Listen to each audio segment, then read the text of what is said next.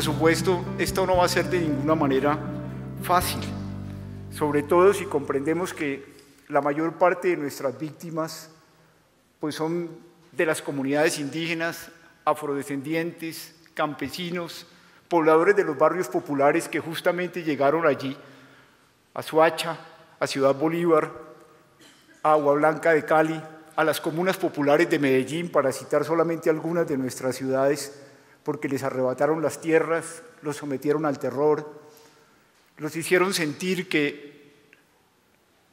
no merecían ser reconocidos como ciudadanos colombianos, los convirtieron en desplazados, eso que tanto y tan hondamente la pastoral social ha venido trabajando. Pero dar este paso no será fácil. Darlo definitivamente, como quisiera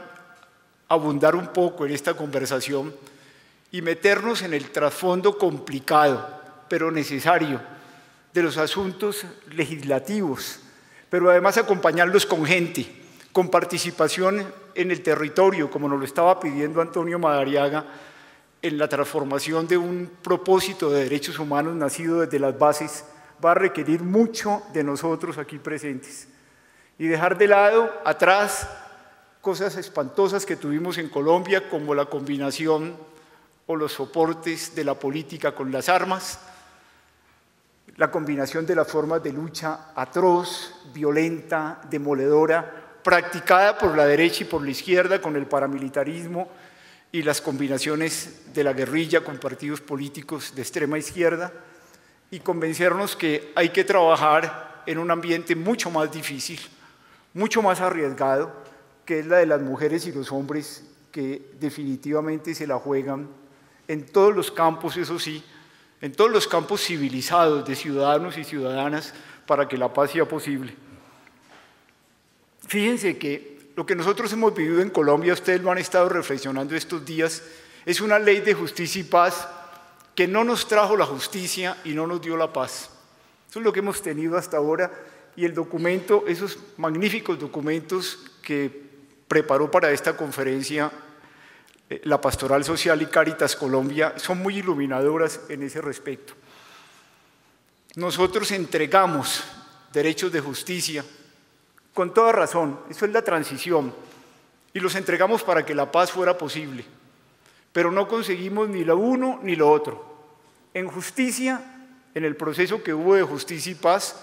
es cierto que hubo cosas significativas. Hoy había un artículo de Gustavo Gallón en El Espectador iluminador, 54.000 procesos abiertos. Es cierto que logramos recuperar alrededor de 4.000 cadáveres, pero también es cierto que de los 4.500 paramilitares que aceptaron ser procesados por haber sido violadores graves, por delitos de lesa humanidad, de los derechos de los colombianos y las colombianas, de esos 4.500 paramilitares, 3.000 se fugaron y no sabemos dónde están, y solo 3 han sido procesados y finalmente condenados dentro de los parámetros de la Ley de Justicia y Paz.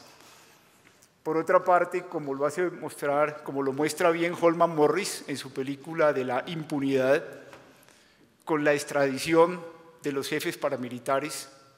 la posibilidad de la verdad quedó muy limitada y muy frustrada en Colombia. En cambio, nosotros nos encontramos con que la guerra continuó. Si ustedes vieron las declaraciones de Báez en la prensa y en la televisión en estos días en Colombia, Ernesto Báez desde la cárcel de Itagüí diciendo, es que en los 10.000 paramilitares que siguen actuando como cabezas de las BACRIN en Colombia, el aparato paramilitar, el fondo del aparato paramilitar sigue vivo totalmente. Y esta justicia se había entregado, esto de solo 6 años para crímenes de 1.500 personas por un solo hombre, lo habíamos dado pensando que iba a haber paz y no hemos conseguido ni lo uno ni lo otro, o muy precariamente nos hemos acercado allá. Es cierto que los aparatos en forma de ejércitos de guerra, como era el bloque central Bolívar desplazándose por la cordillera de San Lucas, ya no están, pero el dolor sigue muy profundo en nuestras comunidades. Es en ese contexto que aparece esta ley nueva, la Ley de Tierras y de Víctimas, que, como les decía antes, es evidente, si uno la lee con cuidado, que en esta llamada a que todos nos responsabilicemos de lo que ha pasado en el país, de que todos asumamos que tenemos que contribuir a que esto tiene que parar, de que veamos que el asunto arranca por la tierra y por el territorio, si vamos a hablar de comunidades indígenas y comunidades afro, y que nos atañe a todos nosotros. Estamos en un escenario nuevo, pero va a requerir de todos nosotros mucha decisión. La ley tiene que ser asumida, tiene que recibir cambios, que yo creo que la única manera de entenderlos a fondo vienen desde las luchas de campesinos y pobladores e indígenas en las bases. El límite, por ejemplo, para en qué momento se empiezan a considerar víctimas a las víctimas en Colombia. Yo recuerdo cuando enfrente de la parroquia de Puerto Berrío, con los párrocos de allá, pusimos un escenario en que la gente colocó casi 700 ladrillos, uno por cada una de las personas que habían muerto de sus familias por causa de la violencia. Y la gente comenzó a poner ladrillos desde el año de 1980. Pues por lo menos la mitad de las víctimas habían acontecido entre 1980 y 1985. Y la ley se hace efectiva solamente para las víctimas después de 1985. Tenemos que garantizar que de ninguna manera, y Pastoral Social lo hace ver con claridad, que en ninguna manera la ley sea de tal manera aplicada que sea pagarle a la gente por su silencio y para que no siga exigiendo sus derechos, lo cual sería altísimamente complicado. Y así tenemos que ver otros elementos al interior de la ley que son de considerar con todo cuidado. Pero les digo de nuevo, el espíritu profundo de la ley y el cambio de fondo de valores que trae nos invita a tomarla con decisión y a trabajarla con verdadero entusiasmo.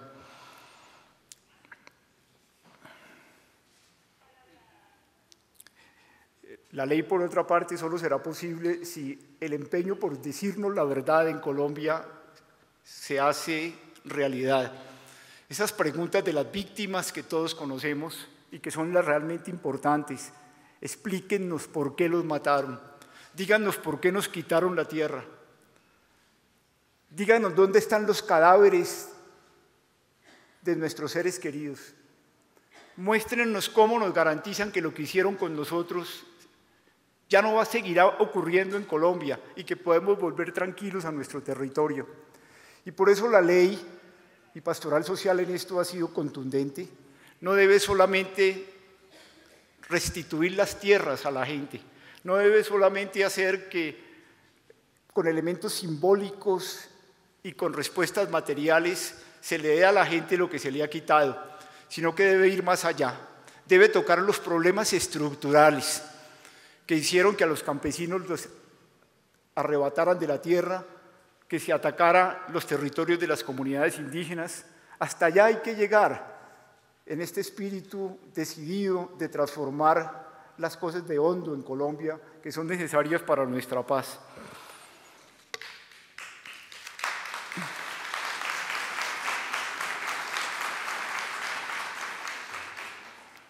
Créanme, sin embargo, que para llegar allá,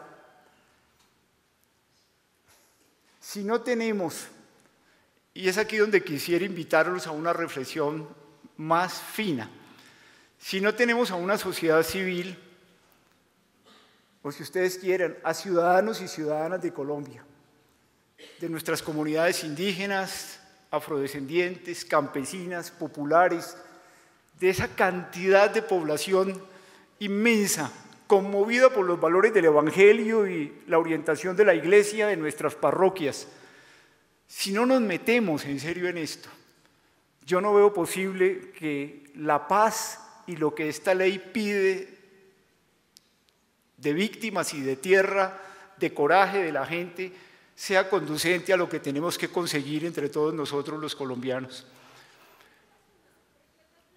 Se los digo por esto. La situación al interior de la sociedad civil en Colombia está lejos de ser sencilla. Es inmensamente compleja, tiene muchos reductos de ambigüedad, tiene concesiones salvajes a la política. ¿Por qué tenemos los políticos gobernando, que están gobernando en el país, si no somos nosotros los que los hemos elegido? Y las concesiones que se hacen a la violencia en Colombia son enormes. Ustedes todos saben que los grandes opositores a esta ley son los opositores que en la extrema derecha colombiana y en la extrema izquierda colombiana, con toda la amalgama de cosas que hay de la derecha a la izquierda extremas, pasando por todos nosotros, allí están quienes se oponen a que una ley de esta sea posible. Si ustedes leyeron El Tiempo hoy, hay un articulista que dice: con esa ley hemos engendrado un monstruo, refiriéndose a la ley de víctimas y de tierras de las que estamos hablando hoy. Muchas veces en estos escenarios nosotros recordamos a Gandhi por su inmensa lucidez en conducir a la India hacia la independencia. ¿Ustedes se acuerdan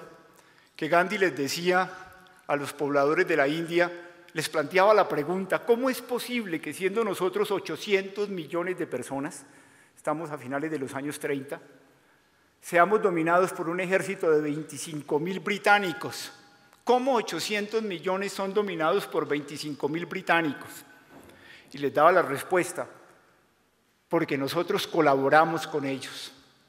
por la colaboración que hacemos. Y es que la sociedad civil colombiana es una gran colaboradora de la guerra. Lástima decirlo, pero eso es así. Una colaboración que va desde los que, créanme que es así, desde los que tienen posiciones ideológicas cercanas a la insurgencia o cercanas a la extrema derecha, que ambos son campos que invitan a la guerra, pasando por quienes hacen concesiones a los políticos pragmáticos que organizan, sobre todo en el campo, apoyos de un lado y de otro para poder hacer elecciones, sobre todo cuando uno sabe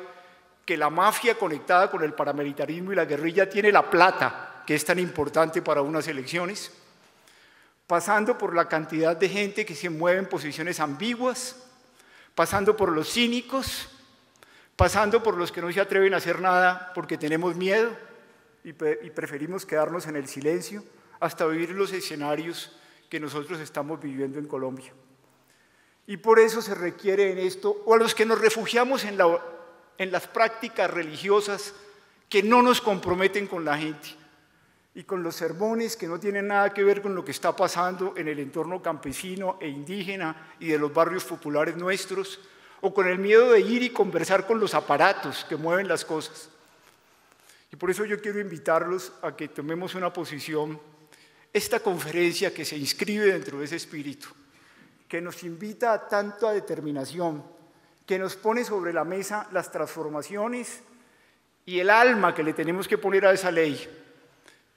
que nos invita a que discutamos lo jurídico, que pongamos en terreno la presencia nuestra. Qué importante sería que nos movilizara a todos, ustedes que están aquí, todos líderes, sobre todo en el campo de la pastoral social, a que emprendemos esta decisión de no colaboración con la gente que se pone desde posiciones que Colombia hay que arreglarla a base de la guerra. Y en eso tenemos que ser inmensamente definidos. Eso no quiere decir que nosotros no necesitemos policía y ejército, claro que lo necesitamos. Y lo necesitamos porque siempre habrá en la sociedad gente que se sale de los bordes de las normas que pueden y deben regular entre nosotros nuestra convivencia ciudadana. Pero la paz se consigue en otra forma. La paz la consiguen hombres y mujeres que comprenden que la seguridad está en eso que los sociólogos llaman la acumulación del capital social, la confianza que nos damos los unos a los otros, creyendo en la dignidad de los colombianos, creyendo que de aquí no se tiene que ir nadie, aquí no hay que matar a nadie. Este es un país muy bello que podemos construir entre todos y que tanto los guerrilleros como los paramilitares, como los muchachos de las BACRIM, igual que los profesores y los políticos y los empresarios, todos somos parte de una misma patria donde nos puso Dios a construir juntos. Pero yo quisiera insistirles en que esto sí requiere de gente de mucho coraje, gente que esté dispuesta a ponerse al lado de las víctimas en terreno, a escucharlas y a ponerse con ellos y con ellas, no a acompañarlas en la victimización, sino en el propósito de que tenemos que cambiar estas cosas juntos, capaces de hablar con todo el mundo. Allí en terreno, allí donde uno no se pone a dialogar sobre la paz nacional, porque eso le queda al presidente y a la guerrilla, sino ponerle la cara a los que llegan a nuestras comunidades con la violencia, hablar con unos y con otros, para decir que estamos dispuestos a no permitir que las cosas sigan y que la vida de nuestras comunidades está primero que todo. Nosotros necesitamos gente que pare esta barbarie de haber perdido por lo menos en los últimos 20 años 10.000 mujeres y hombres del tamaño de Jaime Garzón, cuya memoria estábamos celebrando ayer aquí en Bogotá. Necesitamos en esto de la paz gente que no esté buscando ni poder, ni prestigio, ni reconocimiento, ni puestos, ni quiera aparecer en artículos, sino simplemente gente del llano, al lado del dolor de las víctimas nuestras, sabiendo que los pueden matar en esta lucha. Recuerden lo que Jesús tanto nos decía en el Evangelio: yo he venido a buscar a las ovejas perdidas de Israel. Y las ovejas perdidas nuestras son los muchachos que se metieron en las BACRIM, la gente que sigue en la guerrilla, la gente que sigue en el paramilitarismo, nuestros políticos corruptos, allá en los territorios donde nosotros estamos. Allá tenemos que ir nosotros a llevar estos valores del Evangelio. Gente que se juegue los riesgos, pero que además tenga el coraje de discutir con los juristas como lo estamos haciendo con esta ley. Gente que sepa al final de la tarde, después de trabajar todo el día, que estas cosas no dependen solamente de nosotros y que después de haber hecho lo que está en nuestra parte tenemos que ponernos de rodillas y pedirle a Dios que nos dé el coraje y la sabiduría y que traiga la paz que nosotros tantos anhelamos en Colombia. Ojalá que los que estamos aquí tengamos de Dios la gracia de avanzar en esa dirección.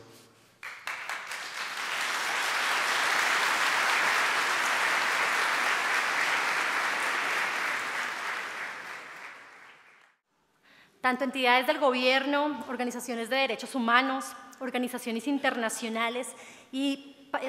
partes de la sociedad vienen incorporando en su lenguaje temas relacionados con la justicia transicional y la implementación de medidas de justicia transicional. Desde entonces en De Justicia, que es la organización de la que yo hago parte, es un centro, digamos, académico de investigación,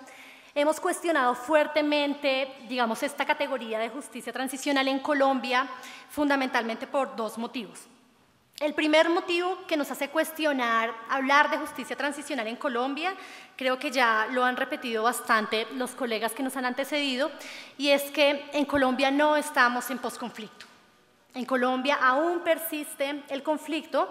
e incluso es difícil hablar de una justicia, digamos, una transición intermedia, porque una vez, digamos, 5 años después de implementada la Ley de Justicia y Paz, ni siquiera los grupos paramilitares se han desmovilizado. Por eso para nosotros sigue siendo muy complicado hablar de justicia transicional. No obstante, digamos, y a pesar, digamos, y reconociendo, digamos, como todo el valor que ha tenido la implementación de medidas de justicia transicional, no solo con la Ley de Justicia y Paz, sino con la creación, digamos, de la Comisión Nacional de Reparación y Reconciliación, con la reciente iniciativa de la Ley de Víctimas, Nosotros reconocemos, digamos, la importancia de haber incorporado en el debate público la discusión sobre las medidas de reparación, las medidas de justicia transicional, y en esencia rescatamos sobre todo haber iniciado a hablar sobre los derechos de las víctimas y haber centrado nuestra atención en eso. ¿Por qué? Porque si bien podemos considerar que no estamos en una época de transición, sí consideramos que en todo caso es obligación del Estado y de toda la sociedad reconocer que el sufrimiento de las víctimas y reconocer que éstas tienen derechos a la verdad, la justicia, la reparación y las garantías de no repetición. Colombia,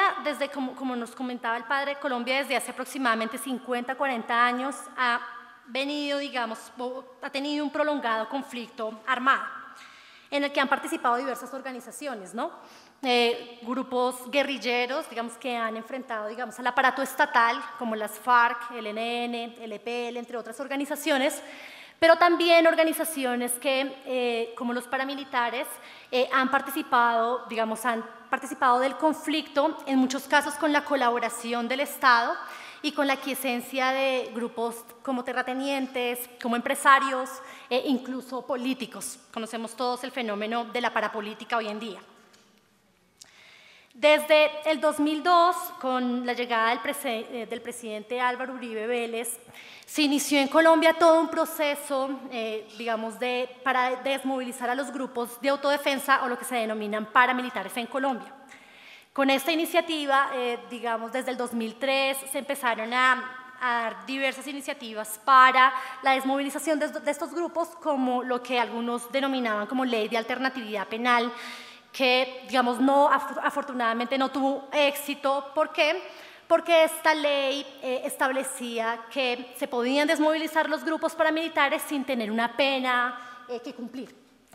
Muchísimas organizaciones de derechos humanos, tanto en el orden nacional como en el orden internacional, criticaron fuertemente esta iniciativa por considerar que violaba los derechos de las víctimas. En respuesta a esta iniciativa, el gobierno formuló una segunda propuesta para la desmovilización de los grupos paramilitares, que es la que hoy conocemos como la Ley de Justicia y Paz. Esta segunda ley, sin embargo, no quedó tal cual como había sido expuesta o presentada inicialmente al Congreso. Muchos de ustedes recordarán también que esta propuesta tenía fundamentalmente dos partes, ¿no? La primera, que fue la propuesta que presentó y aprobó el Congreso, que si bien reconocía los derechos de las víctimas en aspectos formales, en aspectos sustanciales no era tal por los contenidos que implicaban. Un ejemplo. La Ley de Justicia y Paz presentada en el Congreso permitía inicialmente que los paramilitares confesaran sus delitos. En caso de que se demostrara que no había confesión plena, igual podían ser beneficiarios de la pena de 5 a 8 años, sin ningún tipo de sanción.